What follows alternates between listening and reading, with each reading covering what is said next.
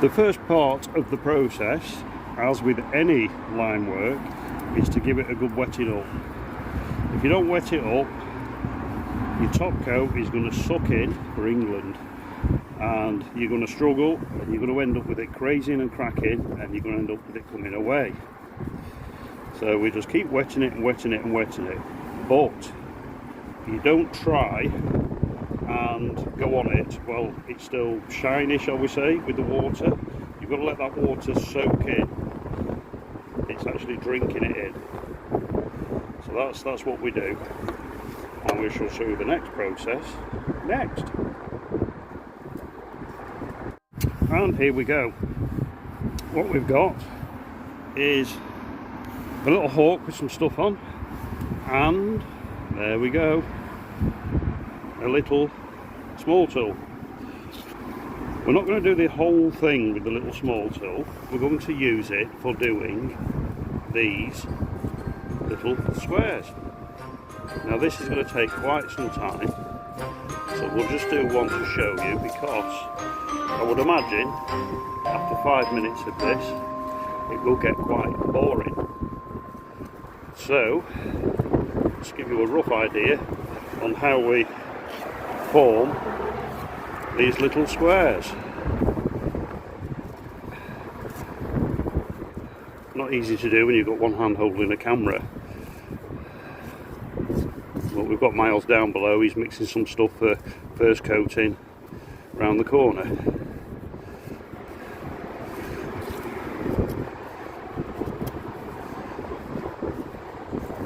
Okay, so that's the general gist of what we do. We've got a coat on it, and we now leave that for about 15 minutes, and then we give it another little coat, bit of a straighten up, and once the whole process is finished, we then give it a bit of a light sponge just to open up the grain on the mortar. That allows for the any moisture really to get in and get out of the stone, because what you don't want to be doing is trapping water behind it. Hence it's not using something like a cement mix or a cement base mix. It's very important with stone, especially sandstone, because if it does become saturated over time, the natural binders within the stone will start to break down and destroy the stone. Okay, catch you in a little while. Right, so I'll come round the corner now just to see how Miles is doing. He's putting the final scratch coat on these, just straightening them up and everything. But it's like summer around here, there's no wind, the sun's out, it's lovely. I mean, the depths of winter around the corner, with gale force winds and ice and everything, it's horrible. And as you can see, it's forming the shape, slowly but surely. And the big joint at the top there, eventually, once it's all trimmed up and it's second coated, that joint will be pointed in with a lime mortar. You never go over the joints, you always leave them open so that they can be pointed properly, because if you went over them, what would happen is, as everything dries out, it would crack, and if it cracks, that's not good. You don't want it cracking. Right, I'll get back to winter around the corner and leave Miles to enjoy the sunshine and relax and everything else. Right, well, the next step is the old sponge float in the figure of 8.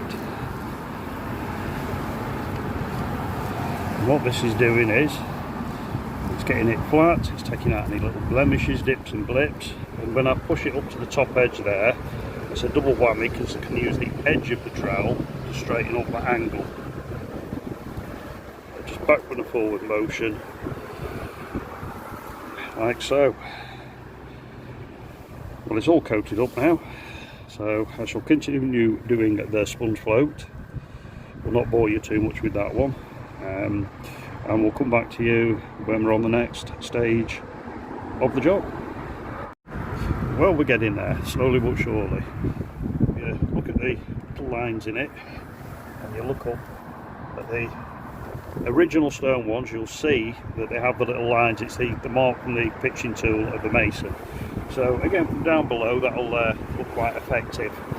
We are a long way up here, so any little imperfections and things like that are not really going to be seen, so I'm not too fussy. Normally I like to get a bob on, but we just don't have the time scale on this job. Right, now then, it's had its sponge flow, so what we do now, we get the little trowel and we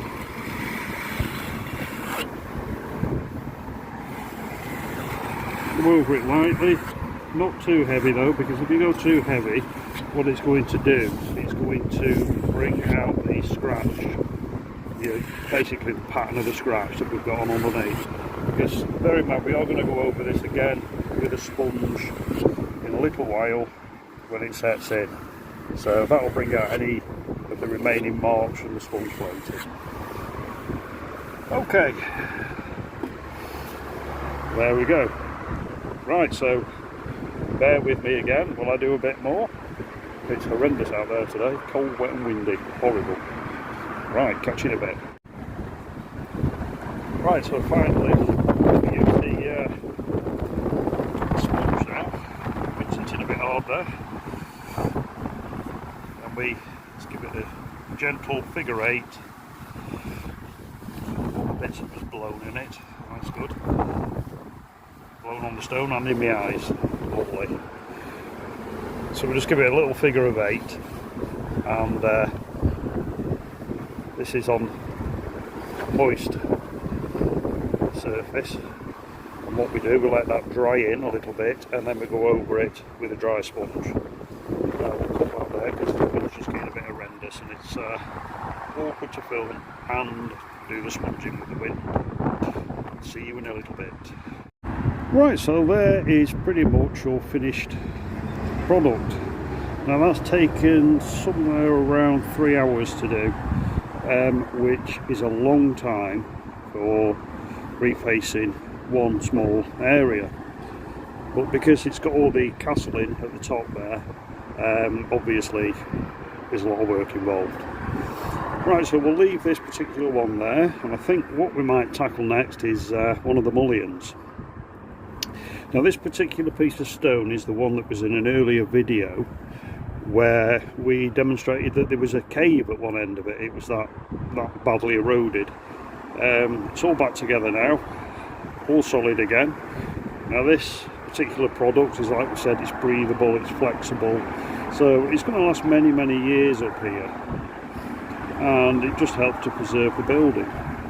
This top section here we now leave until the bit below and the bit above I've set in a couple of days, and then we'll tackle that bit. The reason we leave it is because it's just easier, you're not marking up what you've already done. Right, so tackle the mullions next, and we shall catch you later on in the video when we've done a bit more. Well, home now. It's been a cold, horrible, wet day on that scaffolding. The wind has been horrendous. Anyway, we've made some progress. So tomorrow we're going to be tackling the mullions. We never got round to the mullions today because I forgot there were still the front heads to do on the bay, which is now done. So we shall see you tomorrow, which is Wednesday. Good morning. It's now Wednesday. I've called in the workshop just to knock up, excuse me, just to knock up a little bit more lime putty. Getting a bit short on the job. It's still steaming away there. Now that's a ground quicklime that we've added water to. That's all, nothing else. And the reaction of the water hitting that quicklime creates heat, lots of steam, etc. Well, that's now been mixed for about 3/4 of an hour, so it's ready for us now. That it's still very hot. I would not put my fingers in that. So we'll add a fine yellow sand to that, and the 3 earth pigments: the green, the yellow, and the dash of brown. Right. Well, it sounds like it's raining outside, so I better go out and brave it. See you in a bit.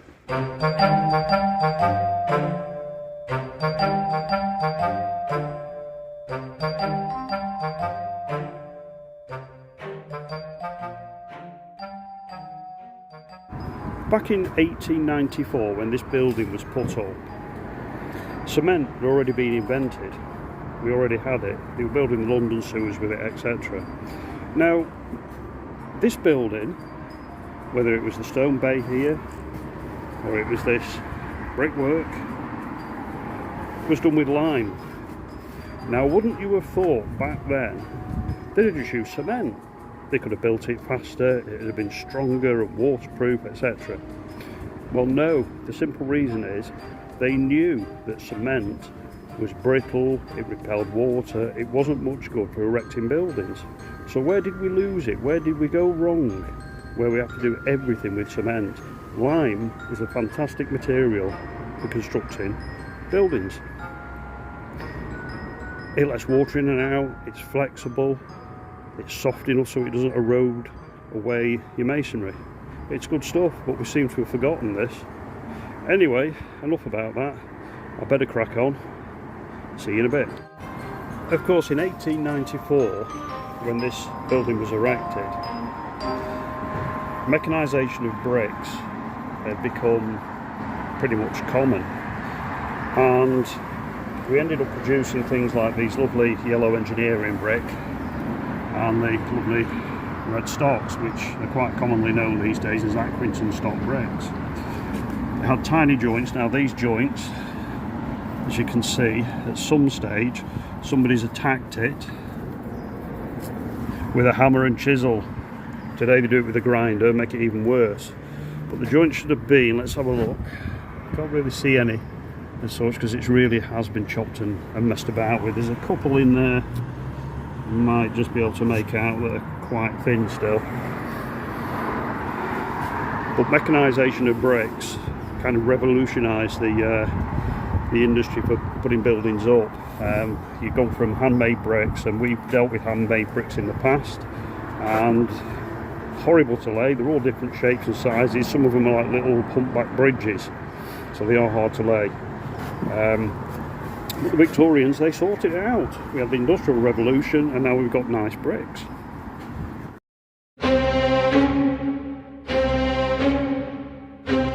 And then of course we have the big lumps of stone. Now, we're not at the top of the building, but we are up quite a way.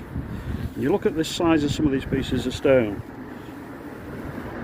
These really aren't that big in comparison with some pieces of stone that you get into these Victorian buildings. But have you ever wondered how they got them up there? You know, they didn't have motor cars and big crawler cranes and things like that back then. Now, they did have steam cranes. However, on a project like this, I very much doubt that he used a steam crane for putting up all of these lovely old Victorian townhouses. It was probably all done with block and tackle, platforms, and a lot of hard graft. They were real men back then.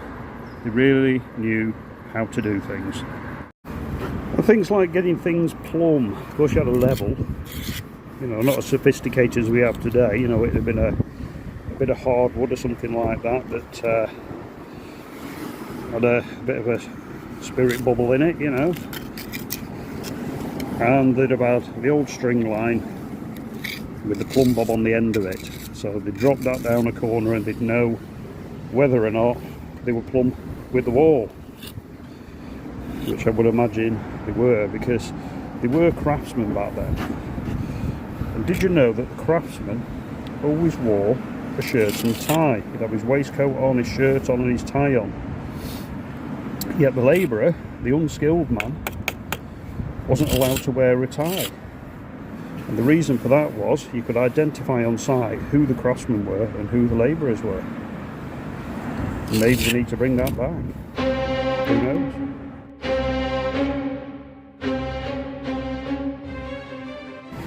Of course, one of my favourite chaps for doing old things, shall we say, was the late Fred Dibner. He was an absolutely amazing guy.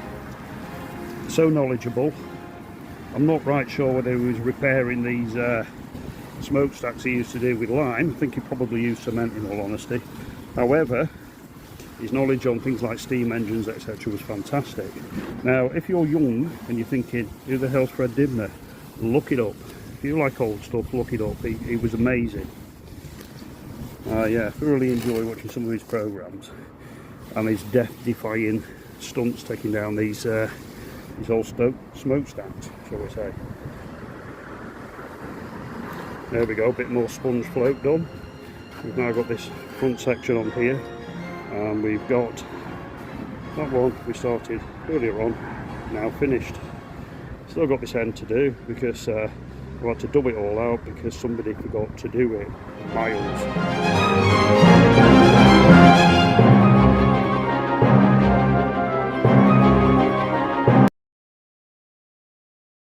And of course, lime isn't just a material for constructing buildings and plastering, etc. It's got all sorts of uses, you know, from chemical production to God knows what. You know, I'm no scientist, so I don't want to go into too much detail with that.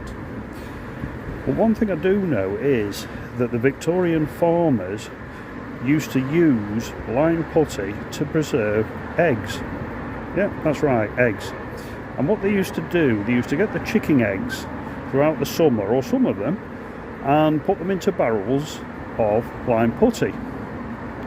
Now the reason they were doing this is because lime is a great, say, a chemical for stopping bacteria. So the eggs, of course, are in this material, this lime putty, and no bacteria can get in there. So the eggs throughout winter stay fresh because chickens, I believe, don't lay very well in winter, so they'd have a shortage of eggs. So they used to preserve them in lime putty. So the farmer's wife, she'd need a couple of eggs to make a pie or something, a cake, whatever it is she's making, and she'd get them out of the lime putty, give them a wash, and they were as good as the day they were laid. There you go. And of course your Victorians wouldn't have had nice metal scaffolding like we have today with the lovely scaffold clips and toe boards and double handrails and, you know, tied into the building like up there, and we didn't have any of that. The Victorians had timber poles and rope. Yep, just timber poles and rope to build these great big buildings. You know, when they were putting up the old mills and things like that, it was just timber, no modern day scaffolding, and pulleys, winches, and a lot of hard work. Now here's a thing of interest. This is a piece of Hessian rope. Now it's Victorian, and what it was for was to go between the frame of the sash window and the stonework, and then they'd use a burnt sand mastic to seal between the frame and the stone. Now I think the reasoning behind it was to give a bit of a damp barrier between the stonework and the timber. Now I've not come across this before, I've only come across it on this property, and each window's been the same, so I don't think it's been a decorator over time has done it, because a lot of the original mastic, etc., was still on there. And in today's world, of course, we'd use a roll of plastic DPC and silicone seal, and that silicone again had damaged the stone. Because if you've ever come to fit new windows, or replace windows, shall we say, against stonework, and it's got silicone against the stone, when you pull that silicone off, the stone just crumbles away, and it's because the water's been trapped between that silicone and the stone, and it causes the stone to break down. There you go, very interesting. I thought so anyway. Well, it's lunchtime, just having a quick 5 minutes in the van. Of course, talking about the Victorians again, these particular big houses that we're working on at the minute, prime example over the road there, have basements, so they go down quite a way into the ground. Now when they did the foundations, they didn't do like we do today, where you dig a big foot in and you fill it with concrete and reinforcement bar and God knows what else. Nope, they just went straight onto the sand, and they do like a spread footing, so it'd be quite wide and it'd reduce in size until they got to the point where it was just down to the thickness of the walls that they wanted for the house. And they're still there, 140 years on, no movement in them, absolutely solid. So it goes to show they did actually know what they were doing back then. Well, I suppose I better get back up, back out in the rain, back out in the wind, or as my partner would say, it's blowing a hoolie. She is from Scotland.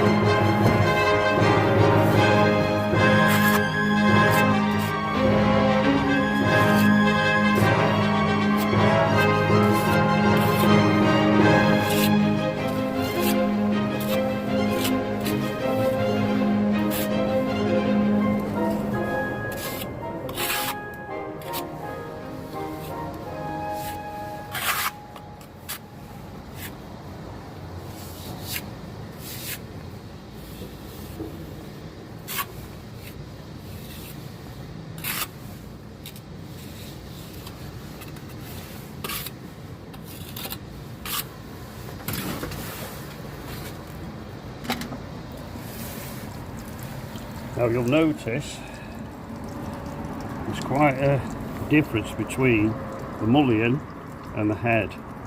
And it's not because we put the stuff on too thick, it's because this mullion here, this one, has slipped back.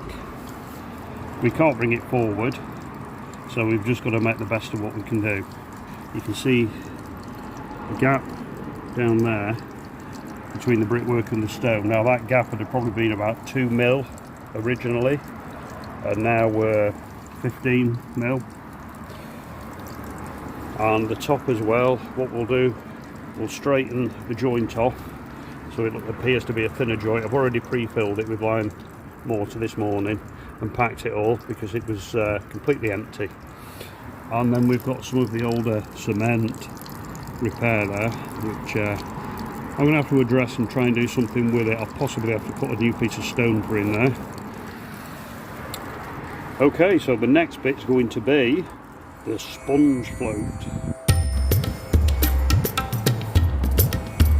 Sponge float time.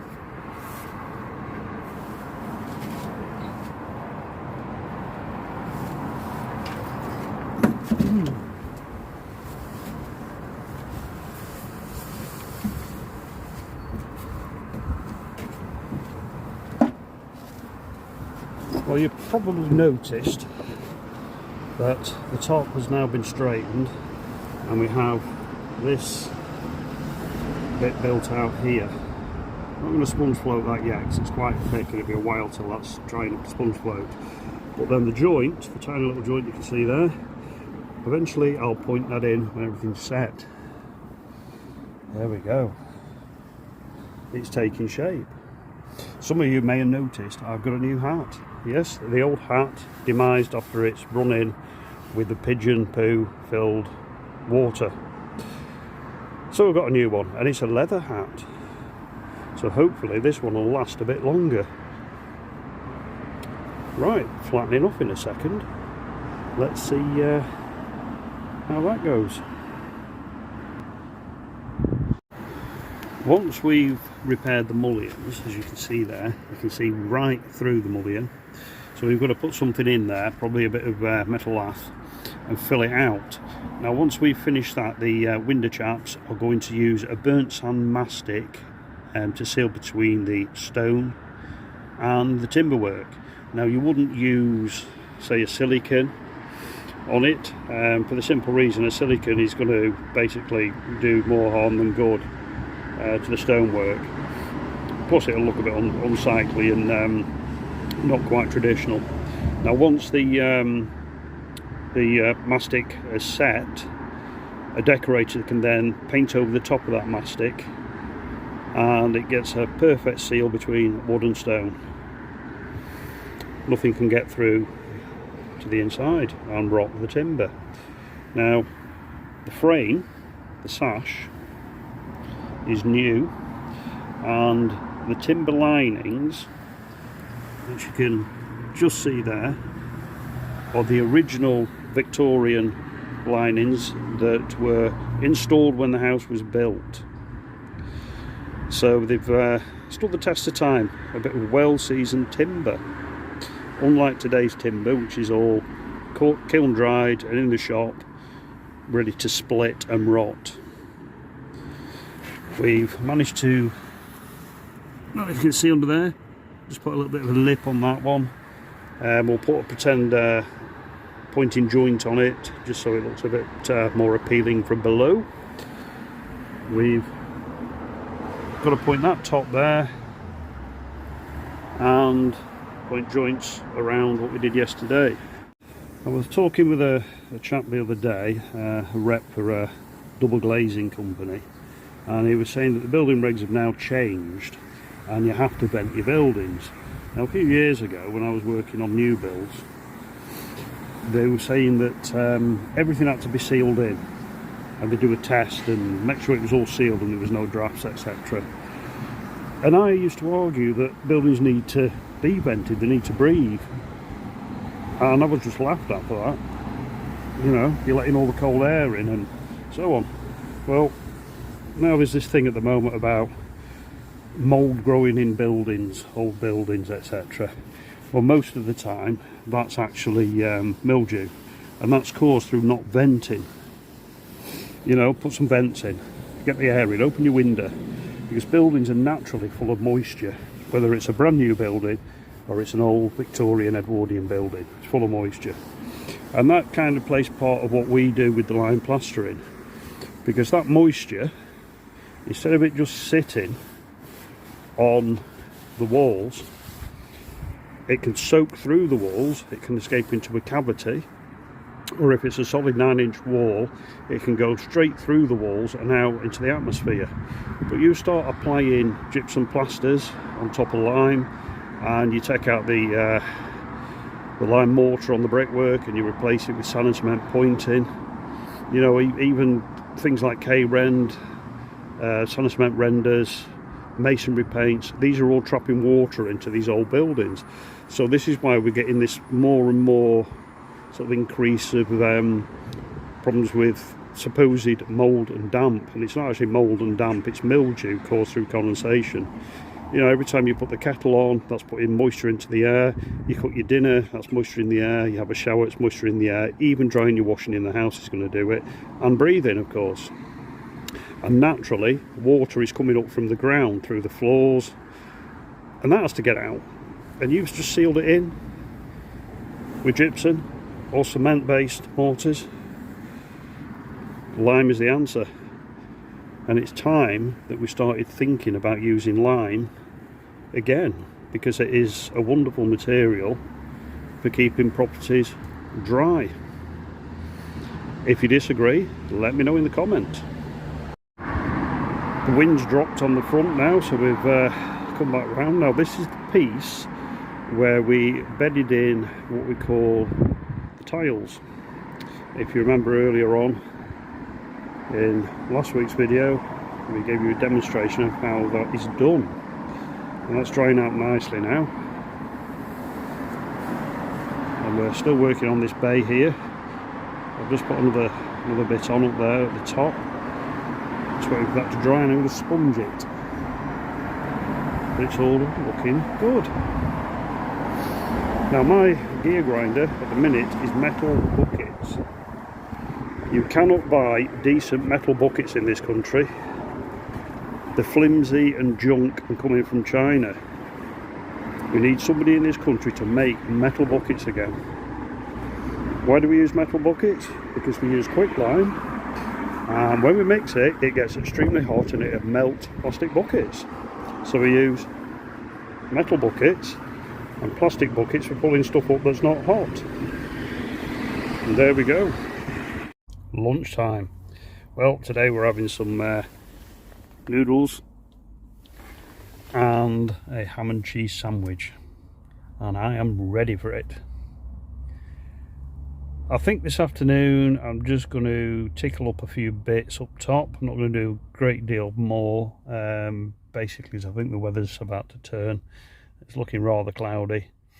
and this wind's still there just a tiny bit, and it's a little bit too much. It'll dry the lime out.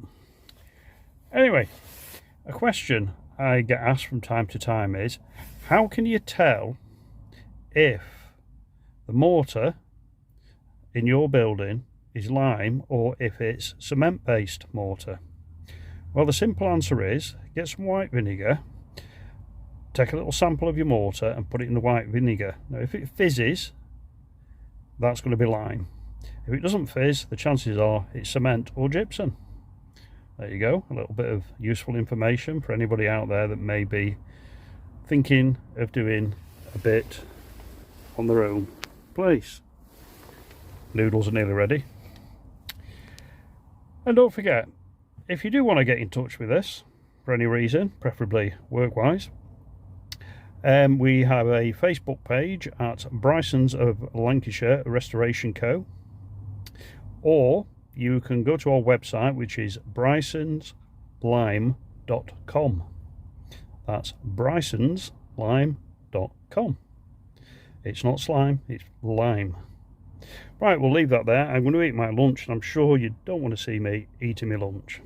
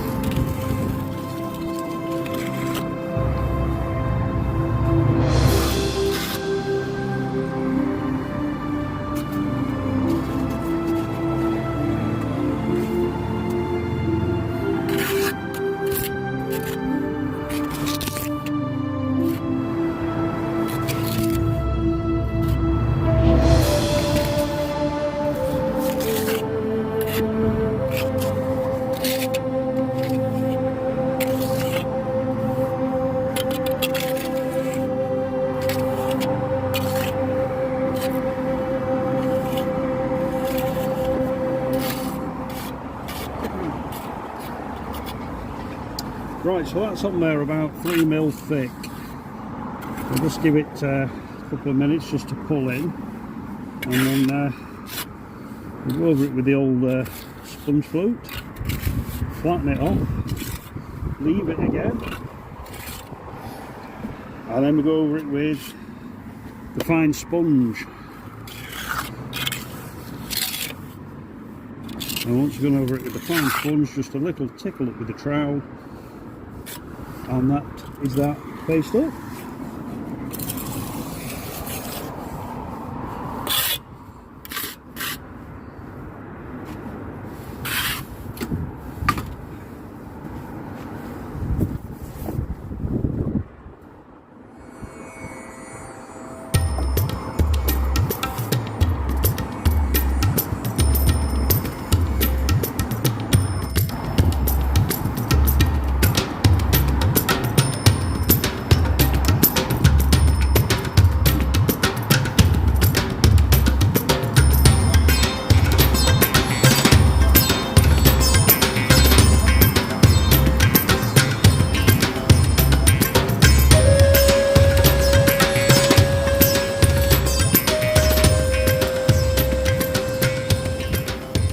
See now how it's starting to flatten it out.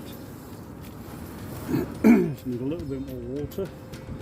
Don't let it go dry because it'll just drag it rather than slide over it.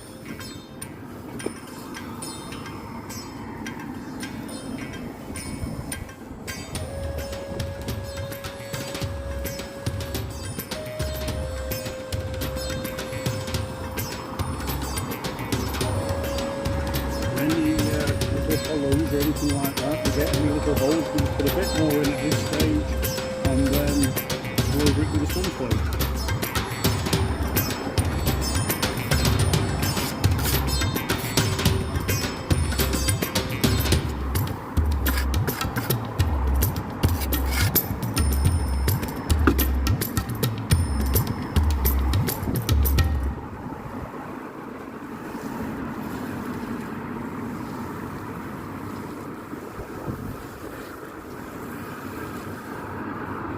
Right, so just a bit of a catch up onto what we're using. It's a quicklime putty, a fine sand and a grit sand mix, and we're using natural earth pigment, which is readily available at heritage centres, etc. Heritage supplies, should I say, etc. We use a green, a yellow and a dash of brown, which we seem to find that gets us the right colour for doing the stone in this area. Obviously different parts of the country have a different kind of stone, different shade, different colour, so you have to experiment yourself to get the bottom colour. We've done a lot of stonework we're facing in this area, so we've pretty much got it to a fine art now. We're getting the colour.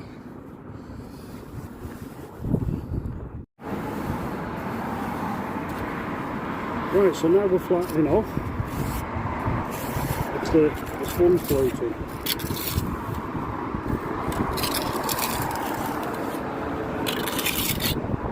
Have to nip off then and remove the gland so we can remove the skip, which isn't for many 3 flights up.